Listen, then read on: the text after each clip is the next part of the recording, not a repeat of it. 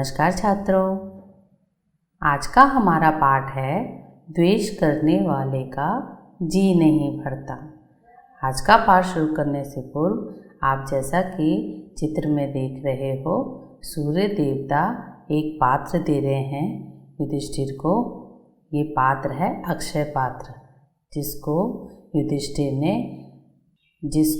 सूर्य देवता ने युधिष्ठिर की उपासना से खुश होकर उन्हें प्रदान किया था और ये वनवास में जाने से पूर्व दिया था।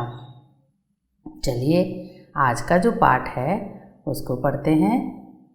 पांडवों के वनवास के दिनों में अनेक ऋषि मुनि उनके आश्रम गए थे और उनसे मिलते थे, उनका हालचाल पूछते थे, उनको होने वाली तकलीफ़ों से वो अवगत होते थे और फिर हस्तिनापुर जाकर वो धृतराष्ट्र से मिलते और पांडवों का हालचाल सुनाते थे। वन में जो तकलीफ़ें हो रही थी पांडवों को, उनके बारे में जो है ऋषि मुनि धृतराष्ट्र को बताते थे, जिनको सुन कर के धृतराष्ट्र को बहुत चिंता होती थी। वो बहुत दुखी होते थे, लेकिन ऋषि मुनियों की बातों का असर दुर्योधन और शकुनी पर बिल्कुल भी नहीं होता था। वो दूसरे तरीके से सोचते थे। कर्ण और शकुनी दुर्योधन की चापलूसी किया करते थे। दुर्योधन को ऋषि मुनियों की बातों से संतोष कहाँ मिलता था कि उन्हें तकलीफ़ हो रही है। वो चाहते थे कि वो अपनी आँखों से स्वयं देखें कि पांडव कितने तकलीफ़ में हैं। इसी सोच को लेकर कर्ण से कहता है, कर्ण मैं तो चाहता हूँ कि पांडवों को मुसीबत में पड़े हुए अपनी आँखों से देखूं। इसीलिए तुम और मामा शकुनी कुछ ऐसा उपाय निकालो कि मैं वन जाकर उन लोगों की दयनीय स्थिति को देख सकूं। पांडवों से मिलने की मुझे पिताजी से इजाज़त मिल जाए। कर्ण सोचते हुए बोले, द्वैत वन में कुछ बस्तियां हैं जो हमारे अधीन हैं।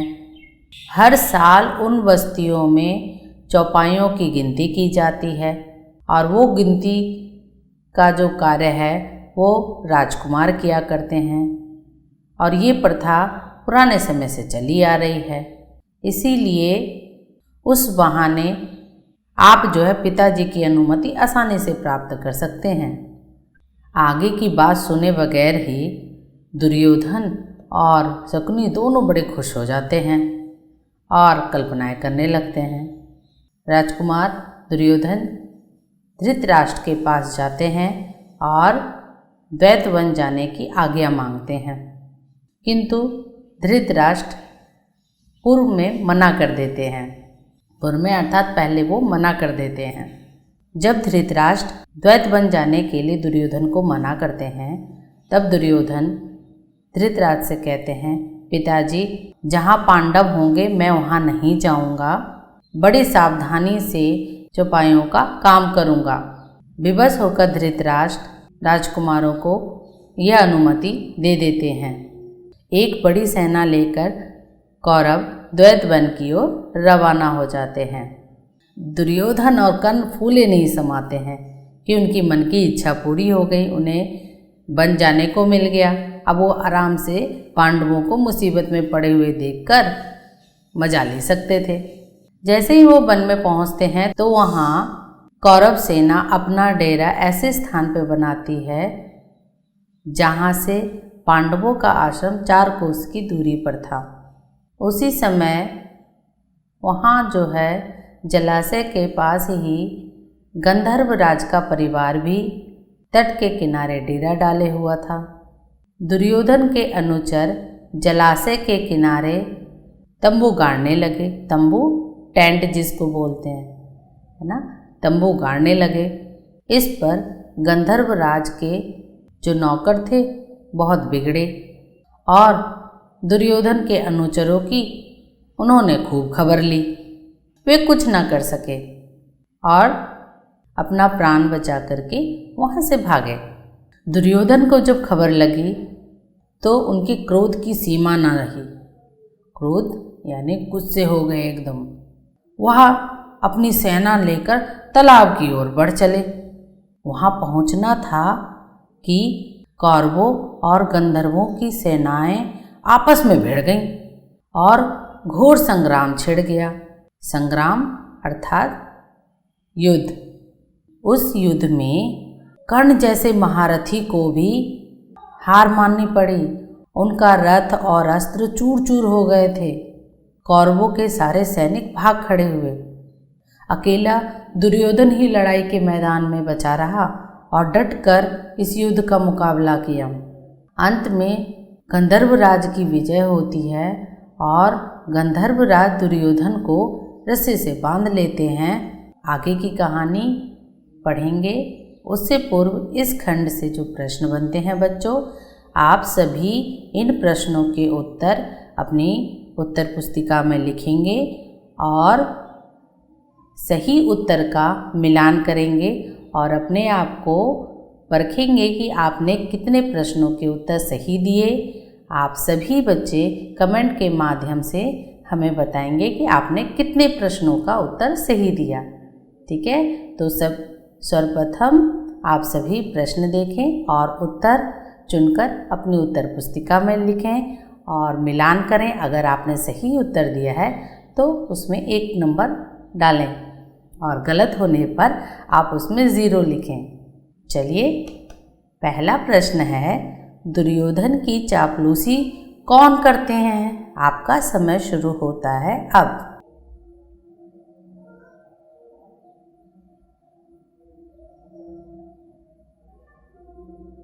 सभी ने लिख लिया होगा। चलिए, आप जानिए कि इसका सही उत्तर क्या है। कर्ण और शकुनी। अगला प्रश्न है, चौपाइयों की गणना का काम किसका होता था? आपका समय शुरू होता है। शीघ्र उत्तर लिखें।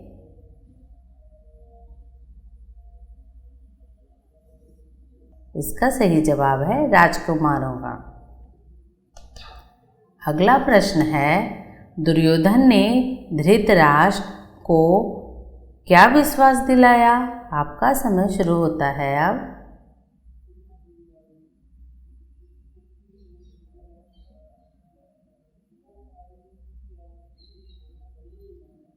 इसका सही जवाब है, पांडव जहाँ होंगे वहाँ हम नहीं जाएंगे। अगला प्रश्न है, जलाशय के निकट किस किस में संग्राम हुआ? यानी किन किन सेनाओं के बीच युद्ध हुआ? आपका समय शुरू है। शीघ्र उत्तर लिखें।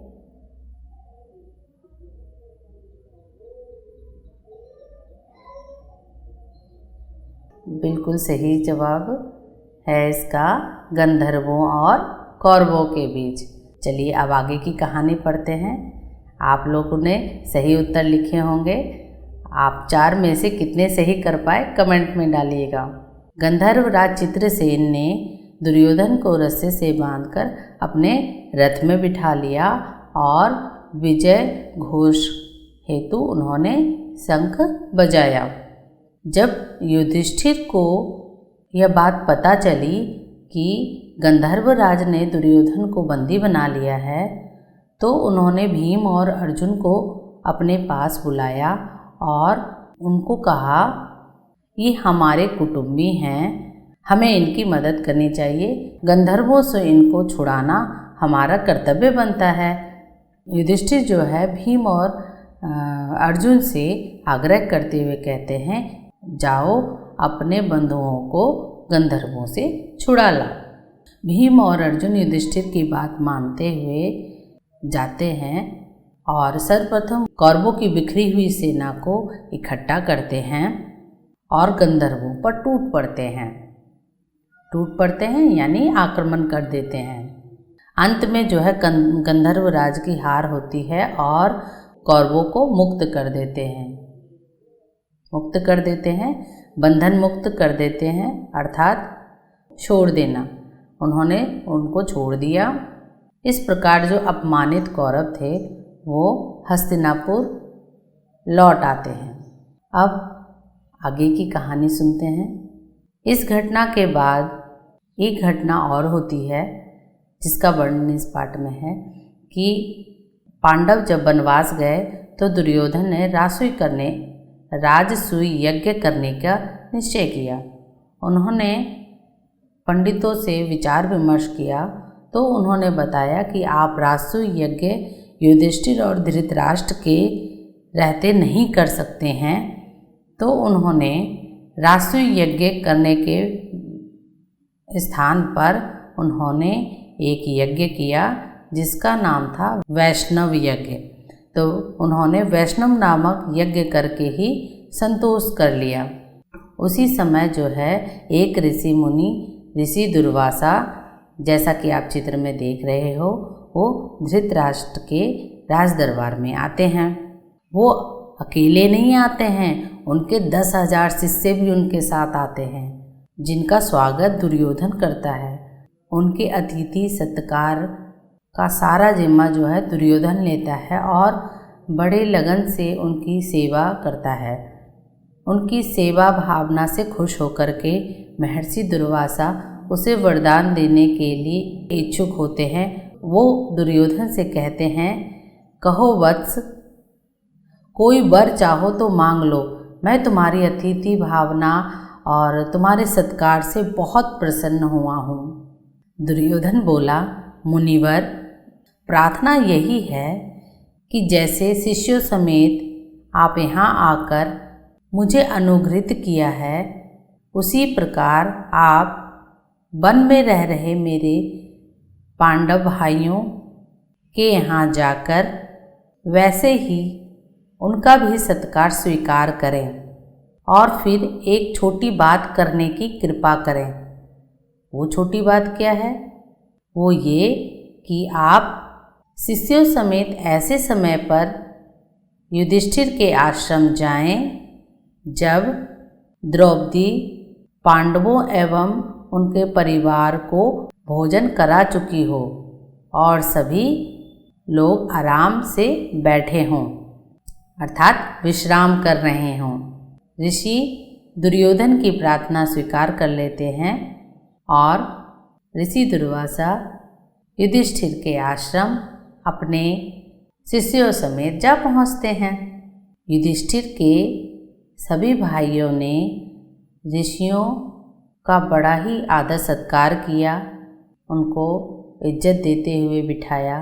कुछ देर बाद मुनि बोले, अच्छा, हम सब पास के नदी में स्नान करके आते हैं, तब तक आप भोजन तैयार करके रखना।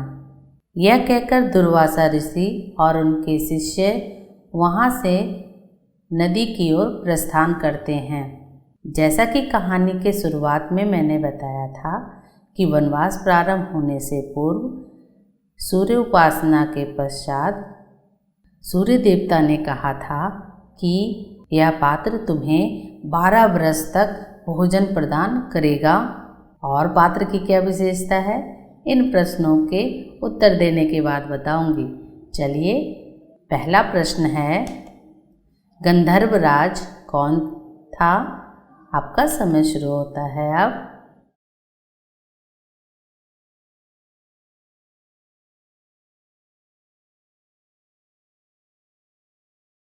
बिल्कुल सही जवाब है चित्रसेन। अगला प्रश्न है, दुर्योधन को किसने पकड़ लिया? आपका समय शुरू होता है अब।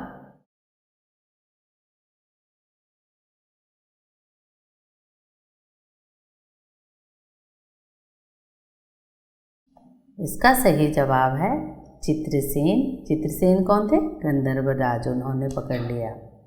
अगला प्रश्न है, ब्राह्मणों की सलाह पर दुर्योधन ने कौन सा यज्ञ किया? शीघ्र उत्तर दें।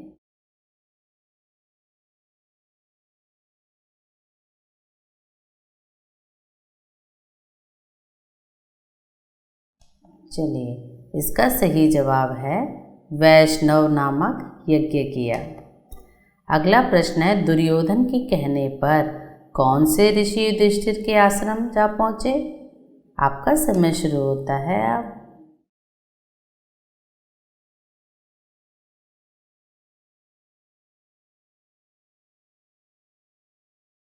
बिल्कुल सही जवाब है इसका, दुर्वासा ऋषि। अब पात्र की और भी क्या विशेषता थी ये सुनिए। इसकी विशेषता ये थी कि द्रौपदी चाहे इस पात्र से कितने भी लोगों को भोजन करा सकती थी, लेकिन द्रौपदी के भोजन करने के पश्चात उस दिन के लिए उस पात्र की शक्ति अगले दिन तक के लिए समाप्त हो जाती थी। इस बर्तन की जो शक्ति थी भोजन देने की, वो द्रौपदी के भोजन करने तक ही थी। अगर वो भोजन कर लेती थी, उसके पश्चात उस पात्र की भोजन देने की जो शक्ति थी वो समाप्त हो जाती थी। लेकिन जिस समय दुर्वासा ऋषि पहुँचे थे, द्रौपदी भी भोजन कर चुकी थी। इस कारण उस पात्र की जो शक्ति थी वो अगले दिन तक के लिए लुप्त हो गई थी। लुप्त हो गई थी यानी खो गई थी, समाप्त हो गई थी। इसलिए सूर्य का जो अक्षय पात्र था वो उस दिन के लिए खाली हो गया था। द्रौपदी बड़ी चिंतित हुई। वो उठी और कोई सहारा ना पाकर उन्होंने परमात्मा की शरण ली और उनको याद किया। ईश्वर को याद करते ही कृष्ण जो है कहीं से उनके पास घूमते हुए आ पहुँचते हैं। वे सीधे ही रसोई में जाकर के द्रौपदी से कहते हैं, कृष्णा कुछ है तो मुझे खिलाओ, बहुत तेज भूख लगी है। द्रौपदी और भी दुविधा में पड़ गई। कृष्णा जो शब्द है वो कृष्ण जो है द्रौपदी को कृष्णा के नाम से संबोधित करते थे। यहाँ पे कृष्णा जो शब्द है वो द्रौपदी के लिए प्रयोग किया गया है। कहते हैं मुझे बहुत भूख लगी है, कुछ खाने को दो। द्रौपदी और भी दुविधा में पड़ गई। कृष्ण बोले, जरा लाओ तो अपना अक्षय पात्र, देखें उसमें कुछ बचा है कि नहीं। द्रौपदी हड़बड़ाकर वो बर्तन कृष्ण के हाथ में पकड़ा देती है। जैसा कि आप चित्र में देख रहे हो, वो कृष्ण को अक्षय पात्र दे रही हैं। कृष्ण को एक छोर पर यानी एक किनारे, बर्तन के एक किनारे पर अन्न का एक कण और साग की एक पत्ती लगी हुई मिल जाती है। अन्न का एक कण और साग की पत्ती लगी हुई मिल जाती है। कृष्ण ने उनको अपने मुंह में डालते हुए मन में कहा, यह भोजन हो, इससे उनकी भूख मिट जाए। द्रौपदी ने जब देखा कि कृष्ण को बर्तन में एक अन्न का कण और साग मिला है और उन्होंने मुंह में डाल लिया है, तो ये देखकर वो जो है ये सोचने लगती है कि कैसी हूँ मैंने अच्छे से बर्तन भी नहीं साफ़ किए, इसीलिए ये कण जो है उसमें लगा रह गया। अपने आप को वो कोस रही थी, धिक्कार रही थी। इतने में जो है श्री कृष्ण बाहर आते हैं और भीमसेन से कहते हैं, जल्दी जाकर ऋषि दुर्वासा और उनके शिष्यों को भोजन के लिए बुला लाओ।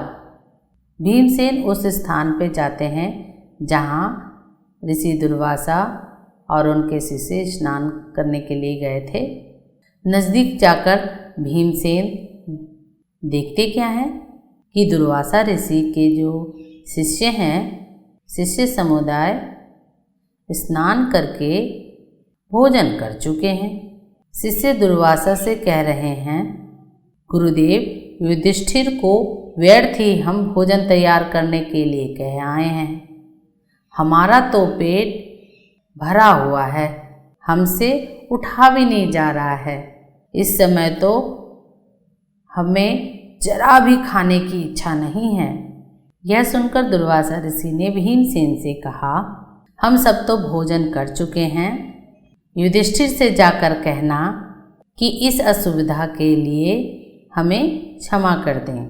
यह कहकर ऋषि और उनके शिष्य वहाँ से रवाना हो जाते हैं, चले जाते हैं। यह पाठ यहीं समाप्त होता है। लेकिन अभी जो आपने खंड पढ़े उन प्रश्नों के उत्तर दीजिए। ऋषि दुर्वासा के आने पर द्रौपदी चिंतित क्यों हो गई? आपका समय शुरू है।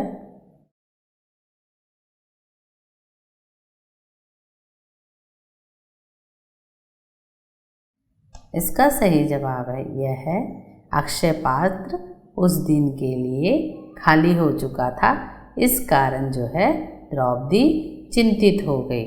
अगला प्रश्न है कृष्ण ने द्रौपदी से क्या मांगा? आपका समय शुरू होता है अब।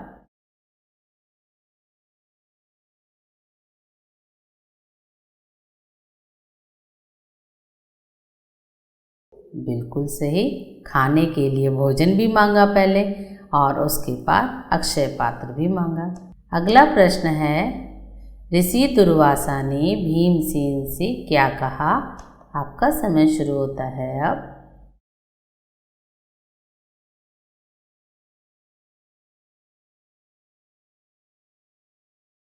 इसका सही उत्तर जानिए।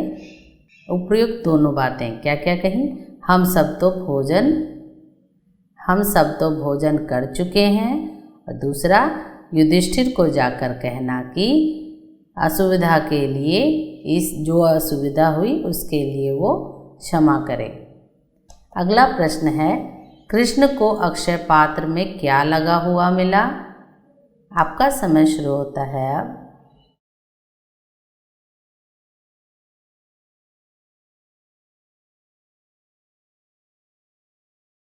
बिल्कुल सही जवाब, अन्न का कण और साग।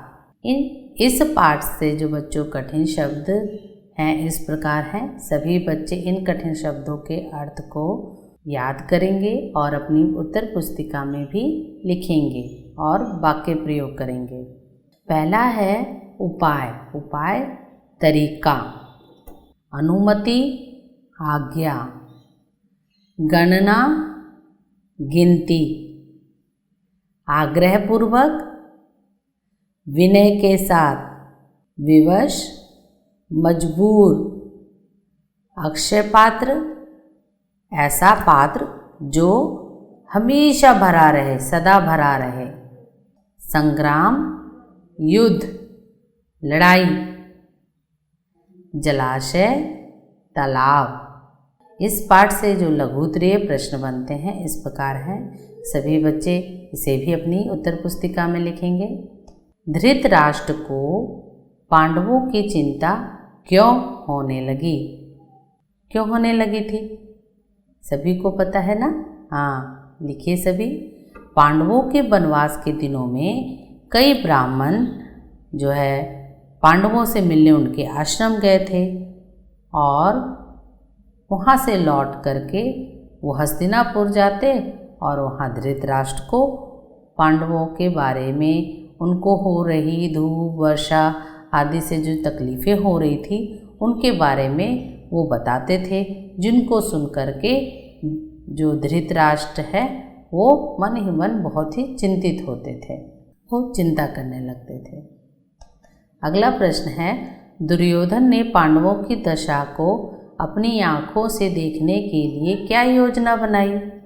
तो जैसा कि आपने कहानी में पढ़ा कि कर्ण जब बताते हैं कि द्वैत वन में कुछ बस्तियां जो हैं उनके अधीन हैं और हर साल उन बस्तियों में चौपाइयों की जो गणना है वो करने का जो कार्य है वो राजकुमारों द्वारा किया जाता है। तो ये प्रथा जो है ये प्रथा काफ़ी समय से चली आ रही है। इसी बहाने उसे जो है पिता धृतराष्ट्र से उस वन में जाने की आज्ञा मिल सकती है। अगला प्रश्न है वन पहुंचकर दुर्योधन ने अपना डेरा कहाँ लगाया? दुर्योधन और कर्ण वन पहुंचकर अपना डेरा पांडवों के आश्रम से 4 कोस की दूरी पर लगाए। जलाशय के पास और किस शासक ने अपना डेरा लगाया हुआ था? समझ कहानी पढ़ी है तो आप सभी को पता होगा। गंधर्वराज चित्रसेन ने अपने परिवार के साथ जलाशय के पास डेरा लगाया हुआ था।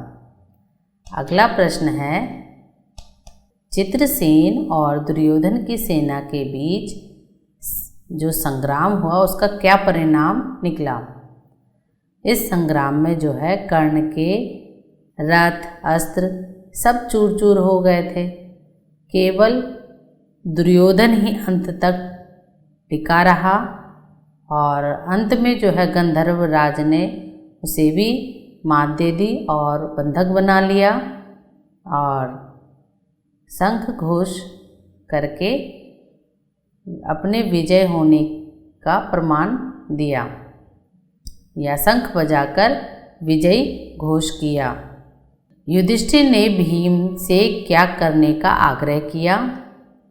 जब युधिष्ठिर को दुर्योधन के बंदी बनाए जाने का पता चला तो उन्होंने भीम और अर्जुन को उन्हें छुड़ाने का आग्रह किया। अगला प्रश्न है, दुर्योधन ने महर्षि दुर्वासा से क्या प्रार्थना की? दुर्योधन बोला, मुनिवर, प्रार्थना यही है कि जैसे आप शिष्यों समेत अतिथि बनकर आए और मुझे अनुग्रहित किया, उसी प्रकार वन में रह रहे मेरे भाइयों के पास जाकर उनका भी सत्कार स्वीकार करें। अगला प्रश्न है, वनवास के प्रारंभ में सूर्य ने युधिष्ठिर को क्या प्रदान किया? इसका उत्तर तो सभी को पता होगा, सभी लिख लें। इसका उत्तर क्या प्रदान किया था? अक्षय पात्र। और उसकी क्या विशेषता थी कि द्रौपदी हर रोज जितना चाहे उसमें से भोजन प्राप्त कर सकती है और जितने लोगों को खाना खिलाना चाहती है उतने लोगों को वो खिला सकती है। लेकिन द्रौपदी के भोजन करने के पश्चात उस पात्र की भोजन देने की जो शक्ति है वो समाप्त हो जाती है अगले दिन तक के लिए। ये उस पात्र की विशेषता थी। अगला प्रश्न है, महर्षि दुर्वासा के आने पर द्रौपदी क्यों चिंतित हो गई और द्रौपदी की प्रार्थना सुनकर वहाँ कौन पधारे? तो आपने तो कहानी पढ़ी है, उत्तर आप खुद से भी लिख सकते हैं, है ना। मैंने जो लिखा है वो सुनिए। महर्षि दुर्वासा आए तो द्रौपदी बहुत चिंतित हो गई क्योंकि वो खाना खा चुकी थी। अक्षय पात्र उस दिन के लिए खाली हो चुका था, इसीलिए द्रौपदी चिंतित हो गई। फिर उन्होंने ईश्वर की शरण ली, उन्होंने भगवान को याद किया। तभी द्रौपदी की प्रार्थना सुनकर कृष्ण वहाँ आ जाते हैं। द्रौपदी ने कृष्ण को अक्षय पात्र दिया तो कृष्ण को उसमें क्या मिला? उत्तर जानिए।